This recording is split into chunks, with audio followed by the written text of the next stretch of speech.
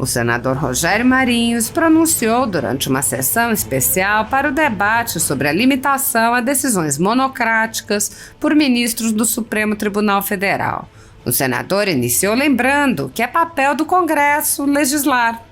Ele disse: "Vou falar como parlamentar, como representante do povo brasileiro, que pertence a um dos 3 importantes poderes da nossa República, que são fundamentais na nossa democracia e que, em função dos ensinamentos de Montesquieu, precisam necessariamente ter harmonia, independência e equilíbrio entre si para que haja uma democracia saudável."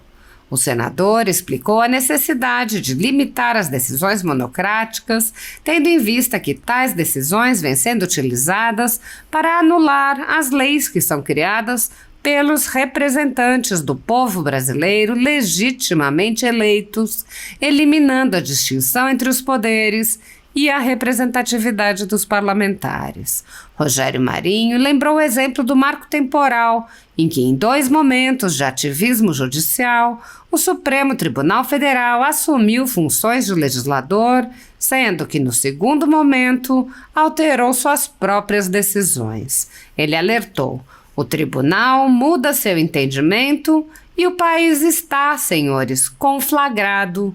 O país está com uma insegurança jurídica que ultrapassou as fronteiras ou os limites geográficos dos tribunais e deste parlamento e se espalha pelo campo, relativizando um dos direitos mais importantes da democracia, que tem mais de 2000 anos, que é a propriedade." O senador explicou a necessidade de se defender os direitos humanos fundamentais e o Estado de Direito. E se defendemos a propriedade, falo aqui como exemplo, defendemos também a segurança jurídica e a previsibilidade.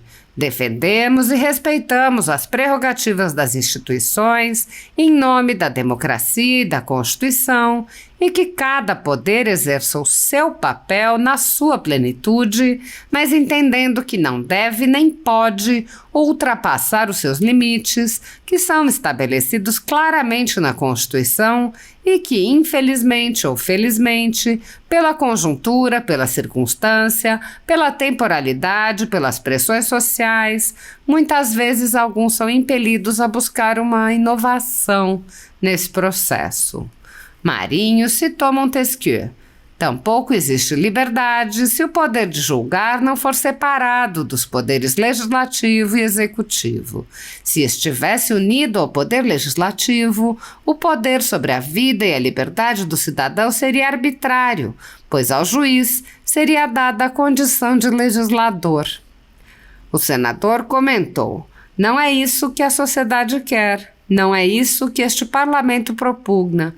O que nós defendemos aqui, na verdade, é o respeito à Constituição e o estabelecimento claro das prerrogativas plenas de cada uma dessas instituições."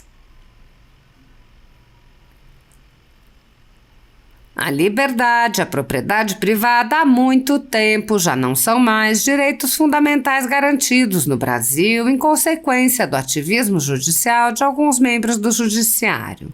A renda da Folha Política e de outros sites e canais conservadores está sendo confiscada a mando do ministro Luiz Felipe Salomão, ex-corregedor do TSE, com apoio e respaldo dos ministros do STF Luiz Roberto Barroso, Alexandre de Moraes e Edson Fachin.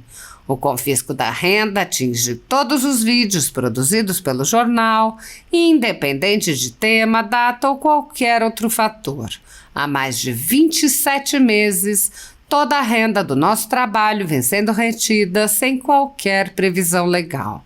Se você apoia o trabalho da Folha Política e pode nos ajudar a manter o jornal, doe qualquer valor à empresa Raposo Fernandes utilizando o QR Code que está visível na tela ou o código ajude@folhapolitica.org. Caso prefira, há a opção de transferência bancária para a conta da empresa Raposo Fernandes, disponível na descrição deste vídeo e no comentário fixado no topo. Com a sua ajuda, a Folha Política poderá se manter firme e continuar a exercer o seu trabalho. Pix ajude@folhapolitica.org. Assista. Senhor presidente, eminente senador Euvisto, senhores senadores aqui presentes, senhora senadora, ilustres debatedores, a quem saúdo pelo conhecimento, pela experiência e pela possibilidade de compartilharmos aqui no dia de hoje dessas importantes contribuições que com certeza vão fazer com que todos nós possamos avaliar com maior profundidade no momento de nos debruçarmos sobre o assunto na votação e na discussão da PEC 08. Quero saudar em especial o senador Euvisto, a quem coube desde 2021 a iniciativa da apresentação do projeto, e o presidente da casa, o senador Rodrigo, que em tão boa hora permite a tramitação ou ajuda que a tramitação possa acontecer com celeridade.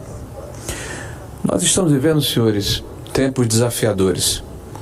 Eu não vou entrar aqui na hermenêutica constitucional do processo, até porque eu não me atrevo a debater com profundidade com os senhores que aqui vieram, que são profundos conhecedores do tema.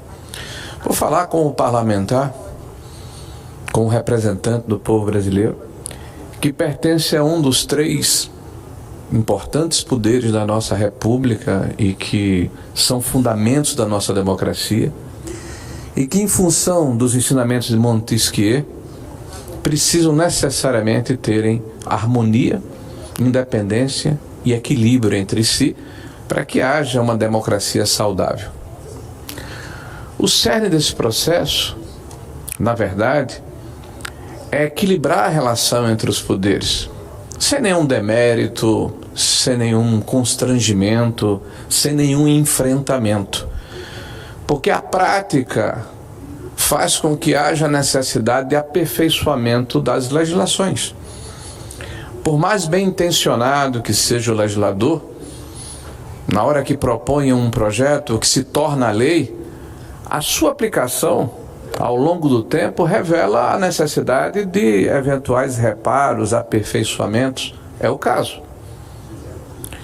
Nós temos hoje um poder que é o poder representado pelo povo brasileiro, que vota, o Congresso Nacional, o Senado e a Câmara, que tem a possibilidade de ter, por um ato de um único cidadão, por mais bem preparado, bem intencionado, bem qualificado que seja, a possibilidade de que a vontade desse parlamento que representa a população brasileira seja sobrestado indefinidamente. E aí eu quero saudar aqui, inclusive, dentro do espírito do tempo, o próprio Supremo Tribunal Federal, que altera o seu regimento entendendo que há excessos nesse processo. Mas o regimento, senhores, pode novamente ser modificado por 11 senhores, por 11 ministros do Supremo Tribunal Federal. A PEC não. Nós tivemos um momento aqui, e estamos pagando um preço por isso, que foi a mudança de entendimento do Supremo Tribunal Federal na questão do marco temporal. É bom lembrar, aqueles que nos ouvem aqui agora, que nos assistem, que em 2009, não faz muito tempo, por ocasião da demarcação da Raposa Terra do Sol, rumorosa na época, que milhares de agricultores, risicultores que habitavam aquela faixa de fronteira foram retirados pelo entendimento do Supremo na época de que aquela era uma terra ancestral e que precisava ser devolvido aos índios. Naquela oportunidade se chantou a temporalidade do marco como uma segurança política, jurídica, que deu previsibilidade à ocupação territorial do nosso país. Pois muito bem. Recentemente o tribunal muda o seu entendimento e o país está, senhores, conflagrado. O país está com uma insegurança jurídica que ultrapassou as fronteiras ou os limites geográficos dos tribunais e desse parlamento e se espalha pelo campo. relativizando um dos direitos mais importantes da democracia, que tem mais de 2000 anos, que é a propriedade.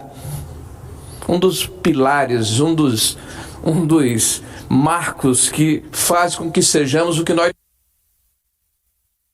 Uma civilização ocidental com raízes greco-romanas e judaicas. E se defendemos a propriedade, e falo aqui como exemplo, defendemos também a segurança jurídica e a previsibilidade, defendemos e respeitamos as prerrogativas das instituições em nome da democracia e da Constituição, e que cada poder exerça o seu papel na sua plenitude, mas entendendo que não deve nem pode ultrapassar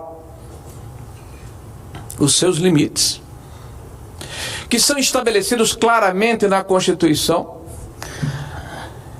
e que, infelizmente, ou felizmente, pela conjuntura, pela circunstância, pela temporalidade, pelas pressões sociais, muitas vezes alguns são impelidos a buscar uma inovação nesse processo. E aí me permita, senhor presidente, eu lhe peço mais um minuto para concluir, ler para os senhores o que dizia Montesquieu na hora em que define a sua teoria da separação dos poderes. Abre aspas. Tampouco existe liberdade se o poder de julgar não fosse separado dos poderes legislativos e executivos. Se tivesse unido ao poder legislativo o poder sobre a vida e a liberdade dos cidadãos, seria arbitrário, pois ao juiz seria dada a condição de legislador. Não é isso que a sociedade quer. Não é isso que este parlamento propugna. O que nós defendemos aqui, na verdade, é o respeito à Constituição e o estabelecimento claro das prerrogativas plenas de cada uma dessas instituições. Por isso, senhores debatedores, senhor presidente, concluo a minha fala dizendo a vossas excelências que esse momento não é um momento de conflagração, mas um momento de respeito à Constituição brasileira. Podemos errar sim, mas o faremos dentro dos limites da Constituição e do local adequado, que é o Parlamento brasileiro. Muito obrigado, senhores.